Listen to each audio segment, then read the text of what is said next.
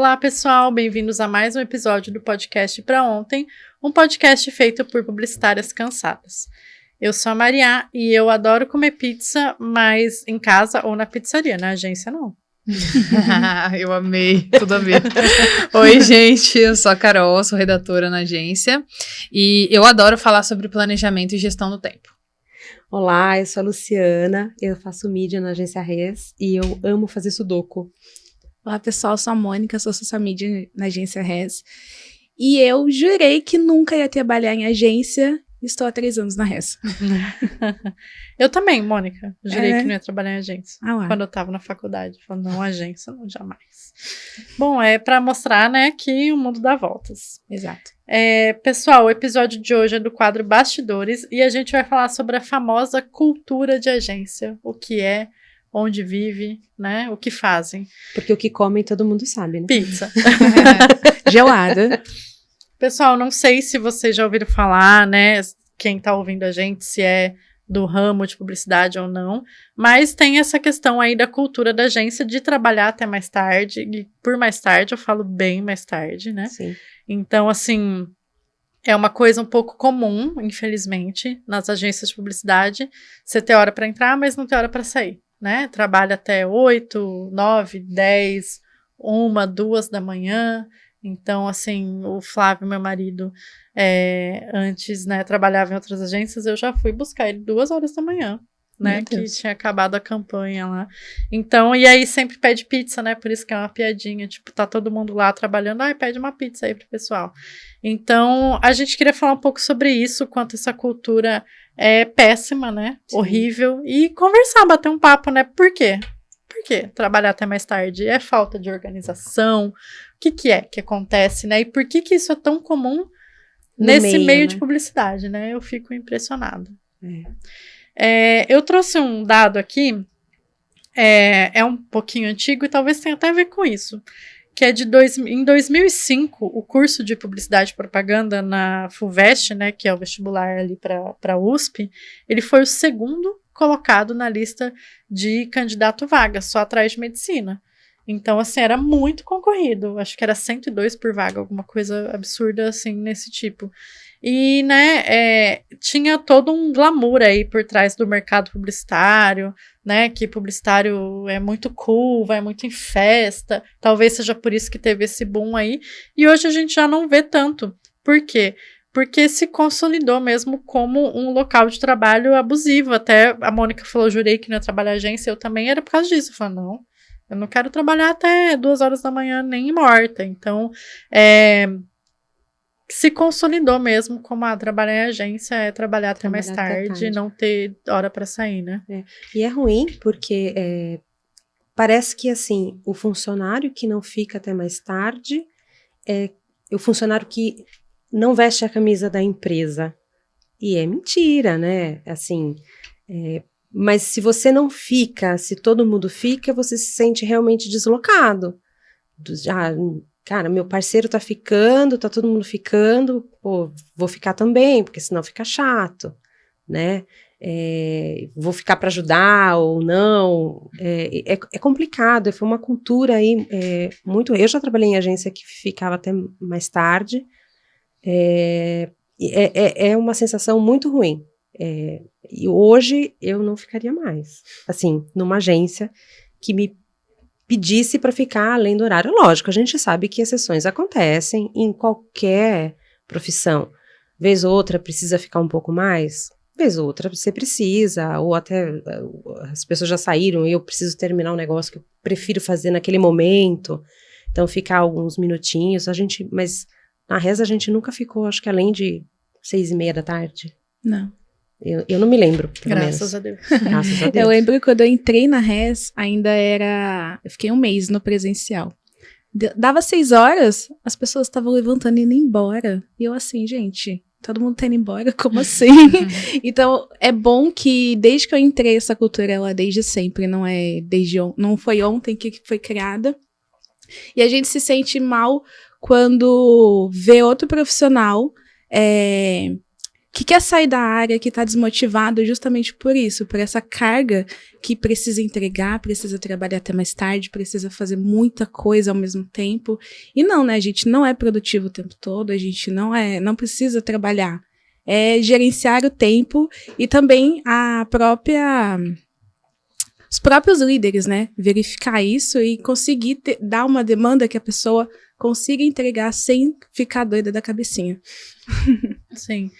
Eu acho que alguns pontos importantes você ter um número de colaboradores que condiz com a carga de trabalho que você tem, com a quantidade de clientes que você tem, né? Para ninguém ficar sobrecarregado, porque é fato, você tem que entregar aquilo, você atende X clientes, então se tiver menos gente, as pessoas vão ter que trabalhar até mais tarde. Sim. E a organização, porque, assim, eu nunca trabalhei em uma outra agência, a Rez é a minha primeira agência, mas eu conheço pessoas que trabalharam e eu vejo que muito era simplesmente falta de organização, não era nem pouca gente na equipe, era falta de organização mesmo, até de estabelecer para o cliente, não, Exato. eu preciso de um prazo, isso aqui não vai ser feito para ontem, como é o nome do nosso podcast.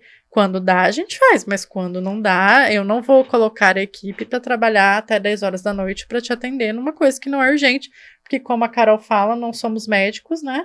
Então, nosso trabalho não tem nada que alguém vai morrer se for entregue amanhã. Então, E é limitação criativa também. também. Não adianta colocar um monte de coisa para entregar em determinado tempo. Existe uma limitação criativa. Como a Mônica falou, a gente não é criativo o tempo todo. A gente precisa ter momentos fora da agência, viver o momento, viver as atualidades, até para ter insights para o cliente, para ter insights para a campanha, vivenciar coisas fora da bolha da agência, para conseguir ter a mente fresca e trazer coisas novas para dentro. Realmente pensar fora da caixa, né? Sim. Inclusive, a gente fez um episódio sobre isso, né? O episódio, eu não lembro o nome, mas ele fala sobre o processo criativo, né? E a gente fala muito sobre isso, que a ideia não vem assim. Então, eu até tenho uma fala aqui do Marcelo Firpo, ele é diretor de criação da Agência Centro, e estava falando sobre isso, sobre essa cultura de trabalho, e ele fala exatamente isso, eu vou até ler, que o processo criativo exige um mergulho na marca e precisa de um período de decantação. Achei ótima essa Nossa, frase. que linda. Porque realmente você não pega o briefing e gospe ideia, você precisa pensar, você precisa pesquisar, você precisa desligar, e daí às vezes você tá vendo um filme e você tem um insight. Então, se você não educa o cliente também que você precisa de um tempo para entregar aquela campanha, você faz correndo, não vai ficar legal o trabalho, não vai ficar tão bom quanto poderia, porque as pessoas não tiveram tempo, né, de ter esse processo criativo, e você vai desgastar a equipe também. Vai gerar provavelmente mais retrabalho.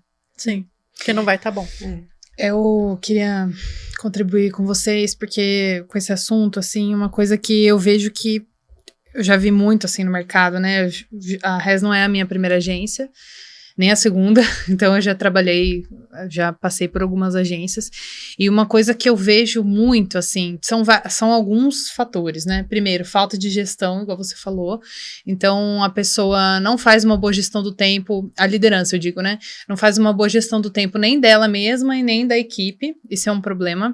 E o segundo problema é a relação de quantidade de demanda com a quantidade de pessoas, então às vezes tem agência que tem 20, 30 clientes, e tem uma pessoa para cada departamento. A conta não fecha, não tem como entregar num tempo, qualidade e num prazo, né, decente com pouca gente. Esse é um outro problema, o que me lembra de um terceiro problema que eu não sei se é uma questão só econômica ou se é uma questão de que tem muita gente no mercado da publicidade, da comunicação no geral. E eu vejo muito que tem muita gente topando fazer trabalhos por um valor que não se paga. Eu já vi muito isso, assim. Então, aquela velha história do sobrinho, meu sobrinho faz, sabe? Ou fulano faz mais barato. Entrega qualidade? Não. Porque não tem como, né? A pessoa entregar qualidade sem prazo, sem tempo mesmo para poder desenvolver as coisas. E então são vários fatores. E uma coisa que isso acaba desencadeando é o seguinte: a agência tem muitos clientes. E aí ela não consegue entregar o que ela promete no prazo. Aí aquilo vira uma demanda urgente, aí ela precisa apagar um incêndio e aí precisa ficar até mais tarde. Aí na semana seguinte, o prazo que ela deveria ter entregado naquela semana ficou para essa, porque ela tinha que resolver aquele incêndio, aí ela resolve outro incêndio, e na semana seguinte, e assim vai, vira uma bola de neve, e a agência vira uma coisa que só apaga incêndio, e isso é muito comum. Então, eu falo assim, por experiência, porque eu já trabalhei em agências que eram assim, tinha problemas de organização, tinha problemas de aceitar muito cliente e o FII, né, o valor que o cliente pagar não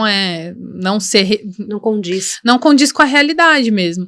Então eu acho que isso é uma grande questão da liderança da agência mesmo, parar e pensar, peraí, eu tô fazendo um bom trabalho? Porque não tem como fazer um bom trabalho dessa maneira, sabe? E aí você vai meio que cavando a sua própria cova, porque se você não consegue entregar uma qualidade, os seus clientes vão saber que eles não podem contar com você.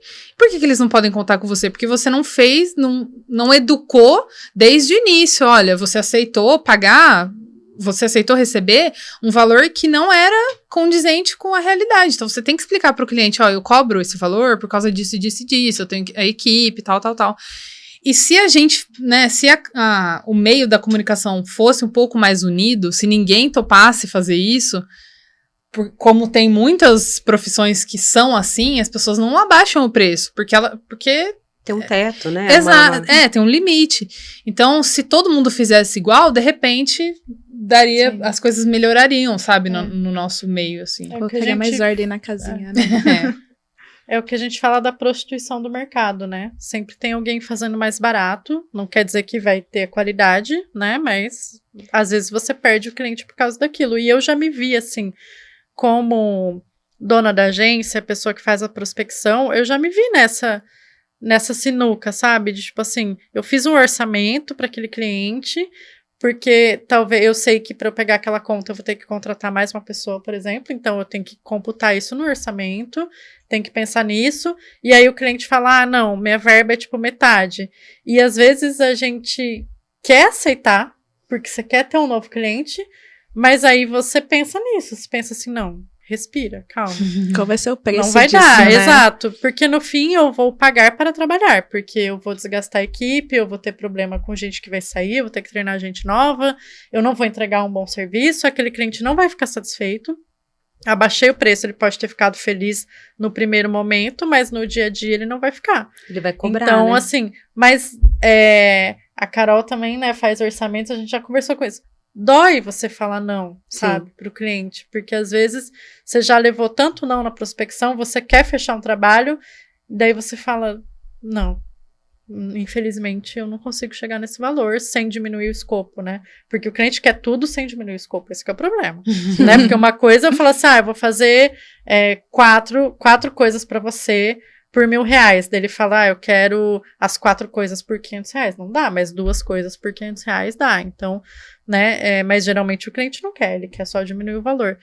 Então, eu entendo, e às vezes você tá no começo da profissão, você cobra mais barato até para ter trabalho, para ter portfólio, né, então, assim, entendo também, mas concordo, se fosse todo mundo mais unido, se a gente tivesse uma comunicação, talvez a gente acabaria com esse tipo de problema, né? E muitas vezes eu acredito que as pessoas acabam fechando, falando, não, mas mais pra frente a gente consegue subir o valor, a gente consegue renegociar com o cliente, e a gente sabe que não consegue. É um ledo engano achar que você vai fechar e depois você vai conseguir subir o valor. Mas acontece muito, eu já vi muito acontecer isso. Sim, eu já fiz isso também. Falar, vamos fechar para entrar no cliente e depois... Não existe. Porque então, não faz sentido você aumentar o valor de um serviço.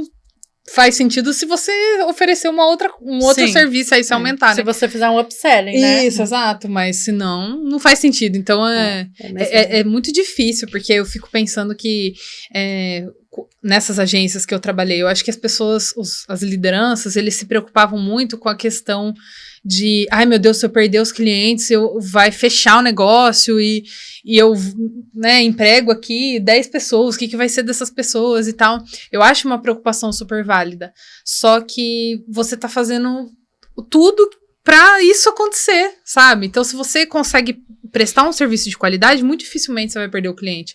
Porque, gente, querendo ou não, trocar de agência é um processo muito doloroso. Porque a agência já tem tudo, já conhece. Pro cliente trocar de agência precisa estar muito ruim, sabe? O serviço precisa estar... Assim, o cliente, assim, né? Que eu digo fixo, FII mensal, que paga todos os meses, né? Job é mais fácil, né? Mas que fez ali e acabou. Mas pro cliente trocar de agência é um processo difícil, então, né? É um relacionamento que termina, né? Isso. E você vai ter que começar a construir É tudo possível, de novo. claro, é possível, mas sim. dá É trabalho, difícil, né? dá É trabalho. difícil. E para voltar aqui e falar um pouco da questão de cultura, uma outra reflexão é, além das agências, né? No mercado geral, eu acho que nos países da América, no geral, a gente tem essa cultura de trabalhar muito. E priorizar o trabalho em relação à vida pessoal. É feio você falar, não é, tá, gente? Mas é visto como feio você falar, não, vou sair porque eu vou passar um tempo com meu filho, porque eu vou fazer isso. Nossa, que horror, que absurdo. Quando isso deveria ser o comum, né? Pelo que eu leio algumas coisas assim de gestão de pessoas, na Europa isso é mais comum.